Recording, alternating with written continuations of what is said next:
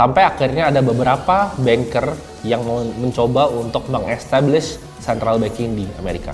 Di tahun 1910, tepatnya bulan Desember, ada 6 orang paling influential di dunia finansial, yaitu ada Paul, ada Nelson Aldrich, ada Frank Vanderlip, Benjamin Strong, Henry Davidson, Charles Norton, dan Abe Andrews. Ini meeting dilaksanakan selama 9 hari lamanya, dan mereka menciptakan namanya The Federal Reserve, atau yang kita tahu sekarang The Fed. Ini pertemuan dilakukan dengan sangat rahasia, jadi nggak ada satupun reporter yang meliput. Ini 6 orang paling berkuasa di dunia waktu itu ya. Jadi ini 6 orang buat kalian dapat sedikit gambaran seberapa berkuasa 6 orang ini. 6 orang ini punya 1/4 harta satu dunia. Jadi 1/4 harta satu dunia ini cuma dipunya 6 orang ini. Dan mereka ketemu waktu itu di Amerika untuk establish the Federal Reserve System.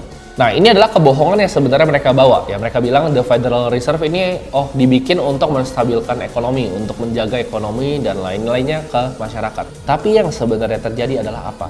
Kalau sampai Bill Federal Reserve ini tembus sama Kongres, yang bisa dilakukan sama mereka, 6 orang ini, adalah kemampuan untuk mencetak uang dari angin. Jadi ini sangat sebenarnya bahaya. Gak cuma mencetak uang dari angin, tapi meminjamkannya ke pemerintahan Amerika dengan mendapatkan bahkan bunga lagi. Ini sebuah sistem yang menurut gue pribadi itu bisa membuat ketidakstabilan sosial yang sangat tinggi, bisa bikin ekonomi itu dibikin roller coaster. Mereka bisa kapan maupun mereka mau, mereka merubah keputusan mereka untuk market itu turun, untuk market itu naik, untuk ngeprint uang. Jadi semuanya itu mereka yang kontrol dunia ini. Dimana kalau kita perhatiin, setiap krisis orang miskin akan makin miskin dan orang kaya akan makin kaya. Ini akan membuat kesenjangan sosial yang tinggi di semua bagian dari dunia.